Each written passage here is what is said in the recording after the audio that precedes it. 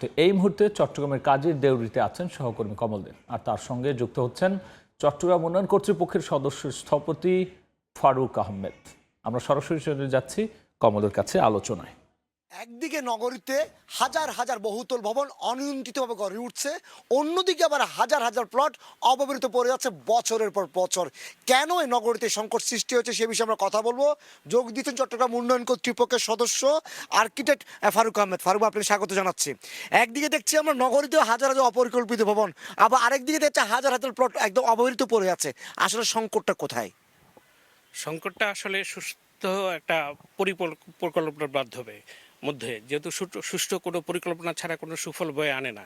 তার কারণ দেখেছেন যে একের পর এক অনেক হাউজিং হচ্ছে, কিন্তু ম্যাক্সিমাম হাউজিংই কিন্তু আমাদের অব্যবহৃত হচ্ছে, কোনো প্লট গড়ে বিল্ডিং ভবন গড়ে উঠছে না।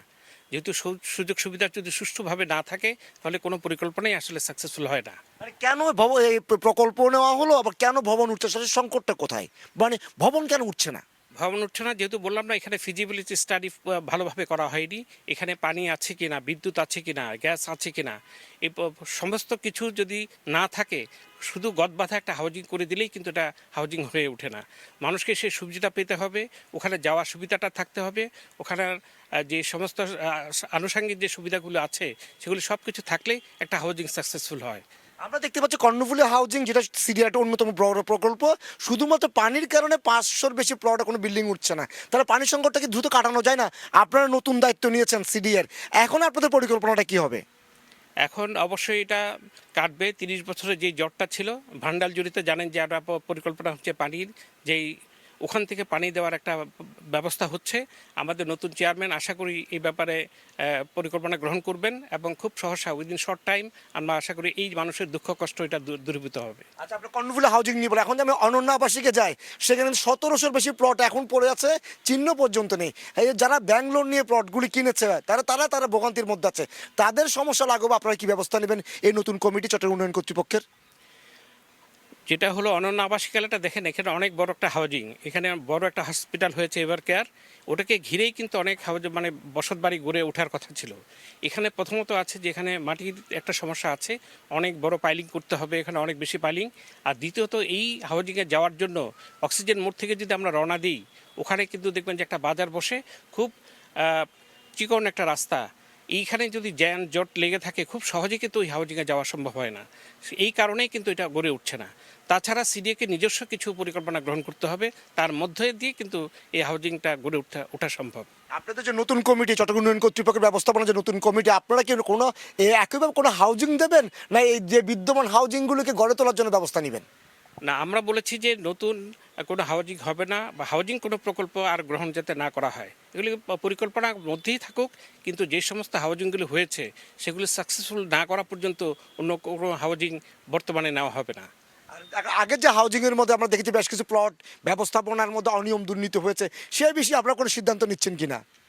না, সেগুলি তো অবশ্যই যেগুলো আছে, যেমন জমি নিয়ে কিছু সমস্যা ছিল, যেমন আমরা জানি যে সলিমপুরে যে জমি নিয়ে কিছু সমস্যা ছিল, সেগুলি সমাধান করার পরে এই ধরনের যাতে কোনো দুর্নীতি না হয় এবং বা স্বজনপ্রীতি না হয়, সেই ব্যাপারে আমরা খুব জোরালো ভূমিকা রাখবো এমনটা আশা করছি। আমরা দেখতে পাচ্ছি নগরীতে অপরিকল্পিত বহুতল ভবন উঠছে। সে অপরিকল্পিত বহুতল ভবনগুলোকে যদি আমরা একটু সম্প্রসারিত শহরকে নদীর ওই পারে নিয়ে যাই, বিশেষ করে কর্ণফুলী আবাসিক যদি বলি, বা অনন্য আবাসিক বা কল্পলোকে, কিন্তু এখন পর্যন্ত অনেকগুলো প্লট খালি পড়ে আছে। আপনারা এমন কোনো সিদ্ধান্ত নেবেন কি না যে নগরীতে আর কোনো ভবন নয়, সে হাউজিংগুলিতে ভবন উঠুক, সে ধরনের পরিকল্পনা আপনারা যাচ্ছেন কিনা? না, হাউজিংগুলি দেখেন অনেক বড়, অনেকগুলি হাউজিং আছে এখানে, সবগুলো অনেকগুলি খালি প্লট আছে। ওখানে যদি ভবন তৈরি হয়, বিধি মোতাবেক যদি তৈরি হয়, তাহলে কিন্তু যে হাউজিং যে সমস্যাটা আছে সেটা কিন্তু বন্ধ হয়ে যাবে আর কি। এই সমস্যাগুলি দূরীভূত হবে বলে আমি মনে করি। এখন শহরকে সম্প্রসারিত করার জন্য আপনাদের নতুন যে ব্যবস্থাপনা, আপনার নতুন চেয়ারম্যান এবং আপনারা যারা নতুন যোগ দিয়েছেন, তারা কী ধরনের ব্যবস্থা নেবেন শহরকে সম্প্রসারিত করে একটা শহরের বাইরে নিয়ে যাওয়ার জন্য? সে পরিকল্পনা যেটা বললাম, তো নতুন কোনো হাউজিং এখানে হবে না। যেগুলো হাউজিং আছে সেগুলোকে সাকসেসফুল করলেই কিন্তু আমাদের মনে হয় যেই সমস্যাটা আছে সেই আবাসিক সমস্যার সমাধানগুলি হবে। এই হাউজিংগুলিকে গড়ে তুলতে গেলে তো কর্ণফুলী গ্যাস কিংবা চট্টগ্রাম ওয়াসা কিংবা পিডিবিকে তো আপনাদের স্টেক হোল্ডার করতে হবে। এখন তাদের সাথে বৈঠক করার কোনো পরিকল্পনা আপনাদের আছে কিনা, যাতে হাউজিংগুলিকে অ্যাক্টিভ করা যায়? অবশ্যই, কেননা সব কিছু দিয়ে বিদ্যুৎ, গ্যাস এবং পানি সব কিছু সমন্বয়ে কিন্তু, যেমন ওয়াসা আছে এখানে, এবং বর্জ্য ব্যবস্থাপনা আছে, সব কিছু সমন্বয় করে কিন্তু একটা হাউজিং সুষ্ঠুভাবে গড়ে উঠতে পারে।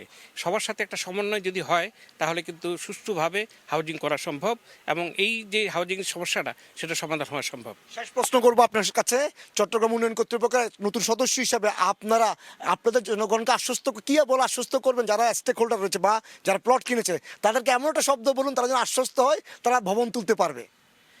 আমরা এতটুকু আশ্বস্ত করতে চাই, যারা 30 বছর ধরে আছেন, যেমন কর্ণফুলী আবাসিক এলাকায় আছেন, অনন্যায় আছেন, যারা 16-17 বছর আগে প্লট পেয়েছেন, সেই সম্ভব প্লটগুলি যাতে সাকসেসফুলি হয় তার জন্য যা ব্যবস্থা নেওয়ার আমরা আমাদের চেয়ারম্যান সাহেবকে সেই ব্যাপারে আমরা অনেক তথ্য দিয়েছি। সেটা হলো যে ওখানে যেমন কিছু ব্যবস্থা গড়ে তোলা, যেমন ওখানে কিছু পরিকল্পনা গ্রহণ করতে হবে, যেমন কিছু স্থাপনা, স্কুল, কলেজ এবং যেই সিএসডির মতো স্ট্রাকচার, এগুলো সিডির নিজস্ব ব্যবস্থাপনায় গড়ে তুলতে হবে। ধন্যবাদ। আমরা কথা বলছিলাম চট্টগ্রাম উন্নয়ন কর্তৃপক্ষের নব সদস্য স্থপতি ফারুক আহমেদের সাথে। তিনি আমাদেরকে বলছিলেন চট্টগ্রামে যে এখন হাউজিংগুলি গড়ে উঠছে না, বিশেষ করে কর্ণফুলী আবাসিক, কল্পলোক আবাসিক কিংবা অনন্য আবাসিক হাজার হাজার প্লট অব্যবহৃত পড়ে আছে, অথচ শহরের মধ্যে অপরিকল্পিত ভবন উঠছে। তাই নতুন ম্যানেজমেন্ট একটা সিদ্ধান্ত নেবে যাতে সেখানে ভবন তুলতে পারে এবং যে আনুষঙ্গিক যে বিষয়গুলো স্টেক হোল্ডার ওয়াসা, পিডিবি কিংবা সিটি কর্পোরেশন কিংবা গ্যাস, তাদেরকে সাথে বৈঠক করে সেই অপরিকল্পিত নগরীকে পরিকল্পিতভাবে গড়ে তোলার জন্য তারা সিদ্ধান্ত নেবেন, ব্যবস্থা নেবেন, এমনটি আমাদেরকে আশ্বাস দিয়েছেন। এমনটি আমরা বলছেন যে আমরা আলোচনা করছিলাম অপরিকল্পিত নগরী এবং একই সাথে হাজার হাজার প্লট অবহেলিত পড়ে থাকা, সে আলোচনা এখানে শেষ করছি। আমি আবারও স্থপতি ফারুক আহমেদকে ধন্যবাদ জানিয়ে আমাদের আলোচনার এখানে ইতি টানছি। আলোচনা নিয়ে যুক্ত হয়েছিলেন সহকর্মী কমল দে। আমরা সরাসরি ছিলাম চট্টগ্রামে।